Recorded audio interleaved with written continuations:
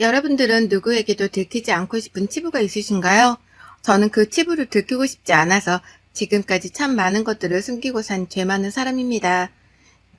이렇게 익명으로나마 저의 이야기를 꺼내놓을 수 있는 곳이 있다길래 용기를 내 글을 쓰고 있습니다. 혹시 여자가 한을 품으면 온요울에도 서리가 내린다, 이런 속담을 알고 계신가요? 이 속담은 여자의 한이 무섭다는 의미와 함께 서리의 강인함을 보여주는 거라고 하네요. 저는 제가 참 마음이 약한 사람인 줄 알았지만 마음을 먹으니 강인해지더군요. 평범한 여자였습니다. 아니, 평범한 여자이고 싶었습니다. 저에게는 오랫동안 사귀던 남자친구가 있었어요. 그 남자친구가 저는 20살 때 만나 20대, 30대를 함께 보낼 만큼 굉장히 오래 만난 장기 연애였죠. 저는 일찍 취업을 한 탓에 사회생활을 했지만 남자친구는 꼭 자기는 경찰 공무원이 되고 싶다고 해 노량진에서 고시원 생활을 시작했죠. 다들 아시겠지만 경찰 공무원 시험 정말 다들 어렵다고들 하죠.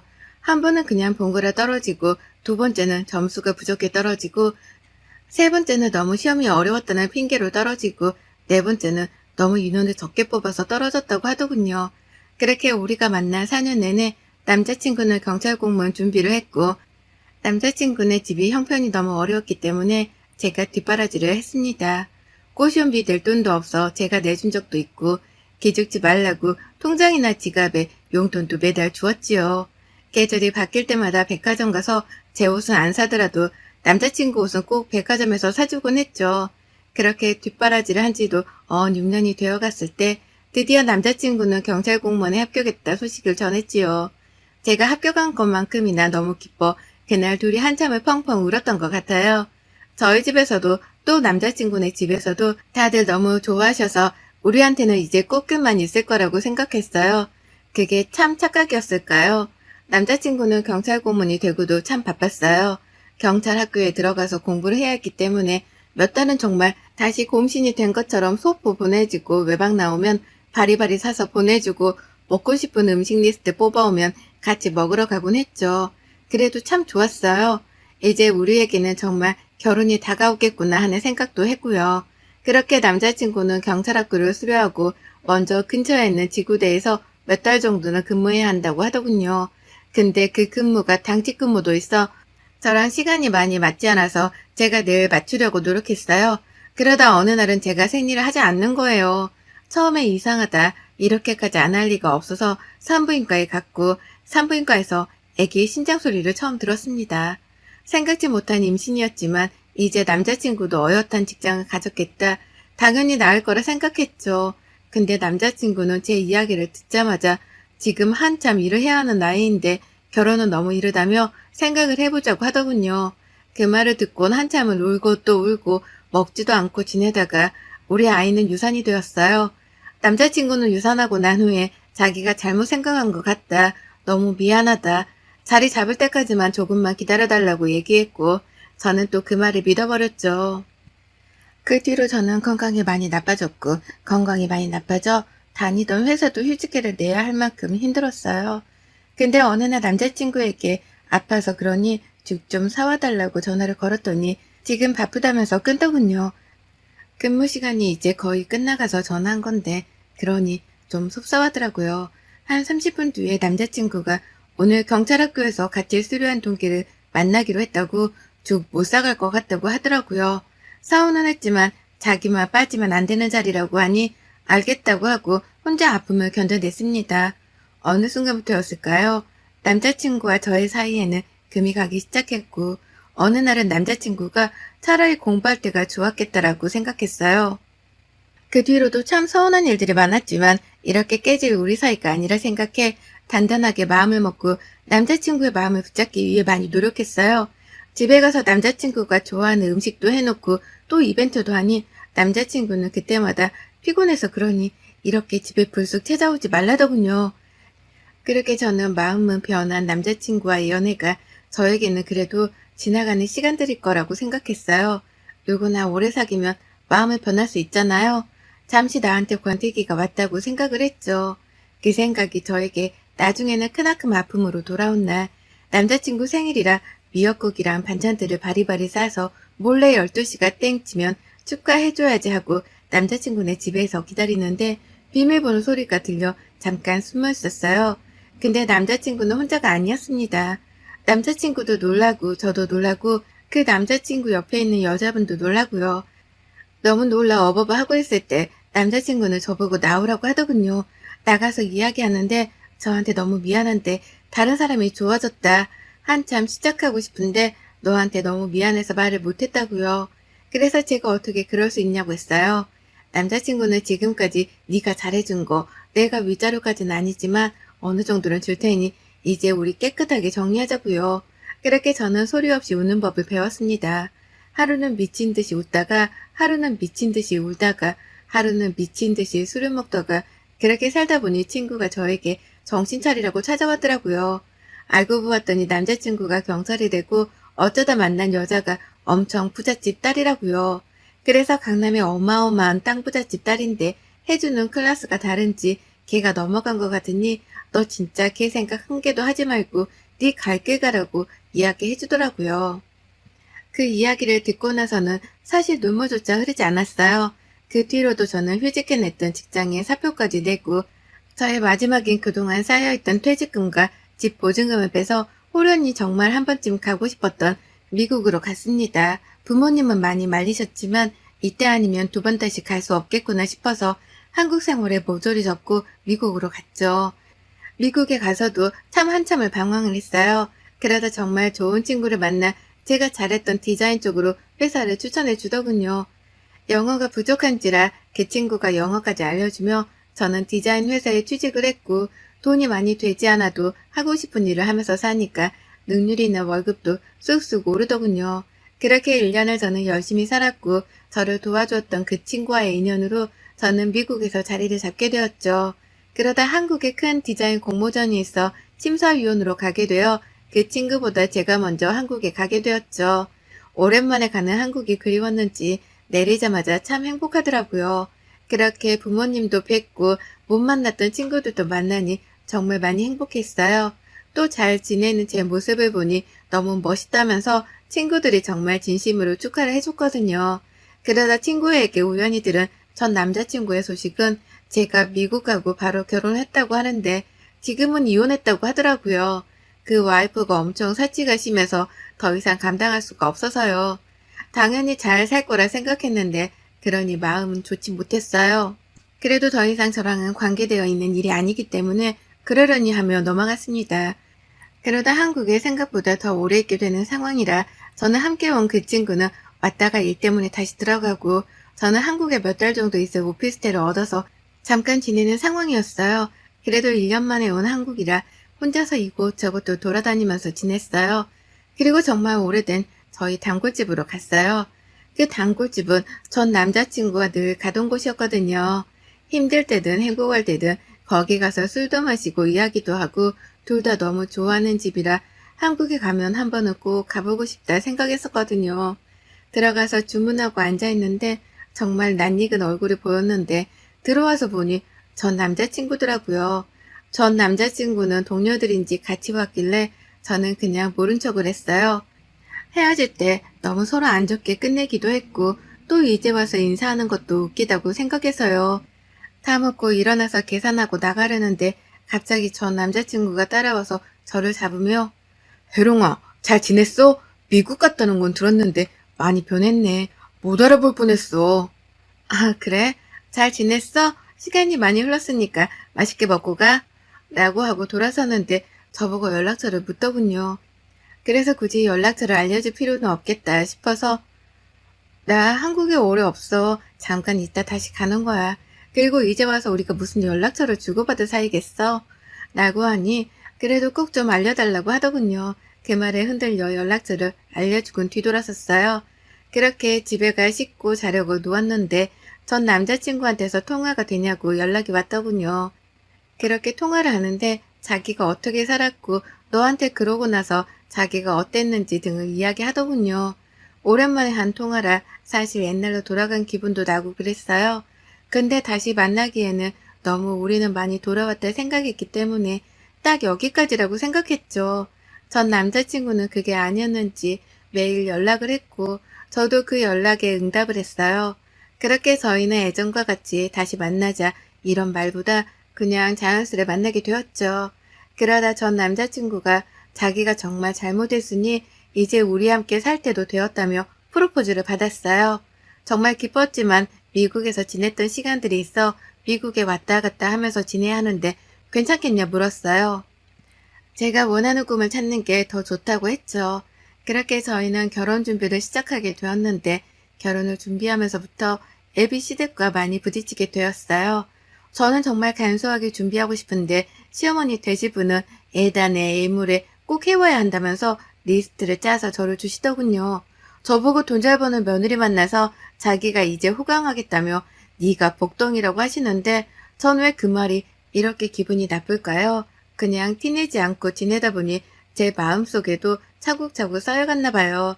그러다 어느 날은 어머님이 저만 불러다가 이야기를 하시는 거예요. 얜, 너 미국에 또 언제 들어가니?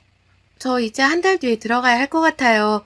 라고 말씀드리니 아니 그러면 우리 윤씨 있잖니. 너무 유학 가고 싶다고 하던데 너랑 같이 들어가 있으면 어떨까 해서 세원이랑 같이 지내면 도움도 되고 좋잖니. 아, 네. 같이 가는 건 상관없는데요, 어머님. 미국 요새 학비도 굉장히 비싸고 물가도 올라서 학교를 다니기가 힘들기도 해요.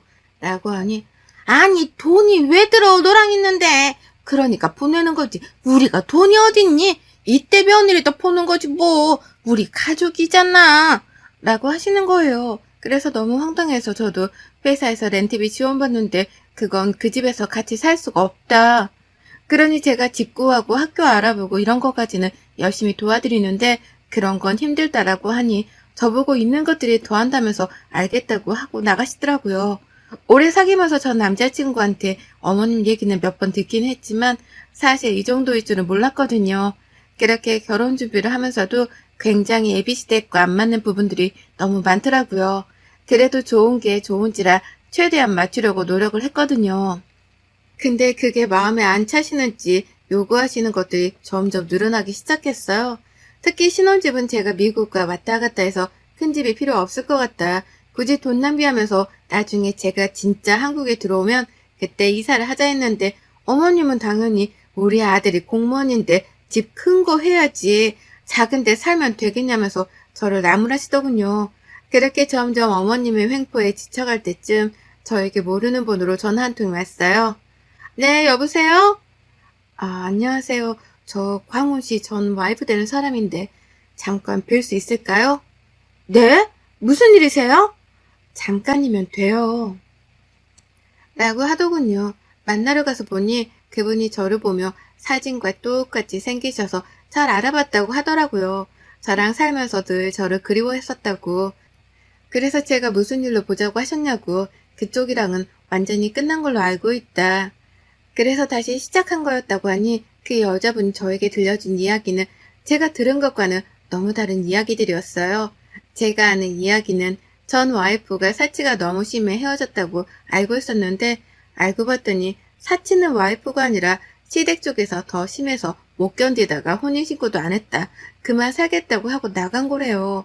그러면서 어머님의 이야기를 해주시더라고요. 광훈 씨 어머님 굉장히 욕심 많으세요. 제가 결혼을 준비할 때도 저한테 요구한 건 없다니고 되었고 공부 만나려면 이 정도 해야 되지 않겠냐면서 입버릇처럼 말씀하셨어요. 그뿐만 아니라 아예 대놓고 광훈 씨 동생 뒷바라지는 저보고 하라고 하셨고요. 집도 제가 해갔지만 그 집이 자기 것이 마냥 매일 오고 그러면서 저한테 자기도 이런 집 살고 싶다면서 시엄마한테 하나 해주면 어떻겠냐고 매일매일 귀에 딱지가 생길 정도로 말씀하셨어요. 하지만 제가 더 못 참았던 건 바로 광우 씨예요. 제가 그렇게 힘들어하고 자기 엄마가 그러는 걸 알고서도 침묵하고 있었으니까요. 그리고 제가 알기로는 그쪽 말고도 여자 많아요. 참. 근데 그 여자들이 다 돈이 많은 사람만 골라서 만나고요. 그래서 제가 헤어짐을 구한 거고요. 근데 그쪽은 똑똑한 사람이니까 저처럼 되지 않길 바라서 연락드렸어요. 선택은 당연히 알아서 하시는 거지만 알고는 계셔야 할 것 같아서요. 그럼 이만한 걸로 하고 일어나 볼게요. 라고 하고 나가더군요. 저는 너무 충격 그 자체라 할 말이 없었어요. 며칠은 그 친구 연락도 받지 않고 지내다가 어느 순간 머리가 띵하니 맞은 기분이더라고요. 그래서 저한테 그 소식을 전해준 친구한테 물어봤어요. 혹시 내 소식이 전 남자친구한테 전한 적 있냐고요. 그랬더니 있대요. 물어보길래 지금 걔 미국에서 디자인 회사 들어가서 팀장급으로 있다.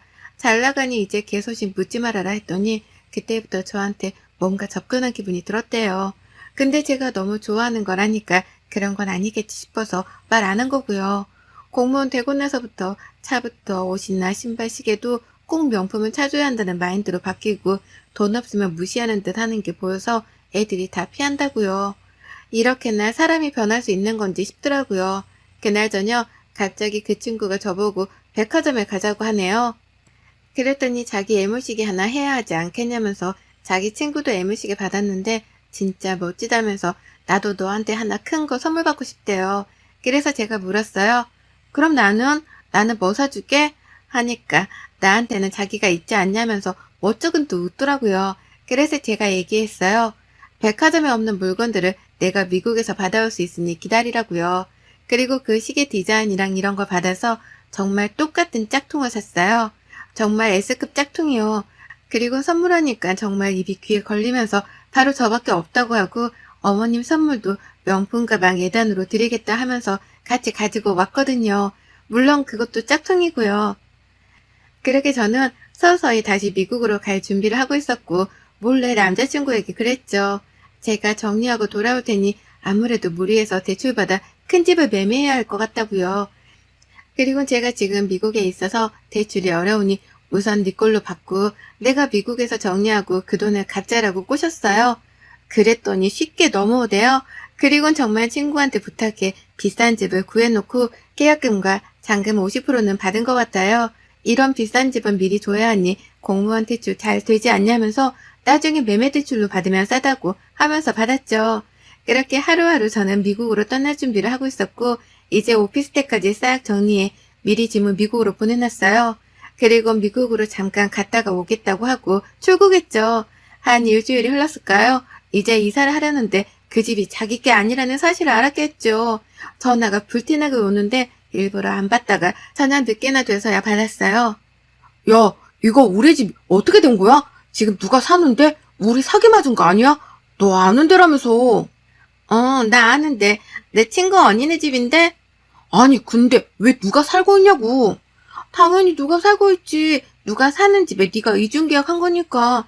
이 돈은 내가 너한테 옛날부터 너 뒷바라지 한 위자료라고 생각할게. 공무원 월급 잘 나오니까 그걸로 잘 갚아봐. 야, 너 미쳤어, 진짜? 왜 이러는 거야, 진짜? 왜 이러는 거야? 네가 잘 생각해. 내가 진짜 왜 이러는지. 나 네 전 와이프 만났어. 나한테 그러더라. 너랑 네 어머니가 한 짓들 보니까 가관이 아니더라. 아니, 무슨 소리야. 걔 다 거짓말하는 거야. 걔 어디가 좀 아파, 진짜야. 제발 그만 좀 해라. 너 그지근성 있는 거 원래 알고 있었는데 이건 너무 심하잖아. 한나라를 지키는 공무원이 여자한테 얻어서 사는 게 좋아서 그랬어? 아니, 자기야, 진짜 그거 아니야. 자기가 그러면 시계나 엄마한테 준 가방은 뭐야? 그거 자기 진심 아니었어? 무슨 소리야. 그거 짝퉁이야. 너 명품을 그렇게 좋아한다면서 진퉁 짝퉁도 구별을 못하냐? 그랬더니 소리를 지르고 난리를 치더라고요. 그리고는 자기가 미국에 오겠다고 하길래 그러라고 했어요. 어차피 와도 만나주지 않을 테니까요. 그리고 친구들한테 들은 소식인데 제가 들은 뇌물들이 다 짝퉁인 거를 어머님이 모임에 들고 나갔다가 개쪽을 당했나봐요. 그래서 팔지도 못하고 눈물만 흘리고 있더라고요. 그리고 그 빚은 지금 열심히 갚고 있다네요. 사실 생각하면 더 많이 받아야 하는데 그나마 남은 정을 생각해서 여기까지 하기로 했어요. 그 뒤로도 계속 저를 찾으려고 전화를 해대는데 아예 전화번호도 카톡도 바꿔버렸죠.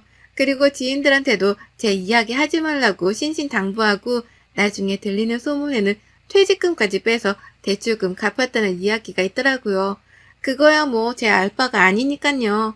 저는 정말 사랑이었다고 생각했는데 전 남자친구는 아니었나 봐요. 저를 돈으로만 봤으니깐요. 그래서 저도 돈으로만 보고 다시 제 생활로 돌아왔네요. 제가 그렇게 독한지 저도 이번에 처음 알았어요. 근데 후회는 안 되더라고요. 만약에 결혼하고 살았으면 저는 아예 지옥의 구렁텅이에 빠졌을 테니깐요. 지금 제 생활을 즐기며 다시 제 일을 열심히 해가고 있어 힘들었던 날들도 얼른 털고 일어나려고 합니다. 여러분들도 혹시나 힘든 생각을 하신다면 그 힘든 생각을 하게 만드는 사람을 잊고 열심히 사세요. 잘 사는 게 가장 큰 복수라고 생각하고 있어요. 그러니 여러분들도 꼭 잘 사시는 모습을 보여주세요. 긴 글 읽어주셔서 너무 감사드립니다. 익명으로나마 저의 이야기를 이렇게 털어버릴 수 있었네요. 여러분의 생각은 댓글로 남겨주세요. 오늘 또 시청해주셔서 정말 감사합니다.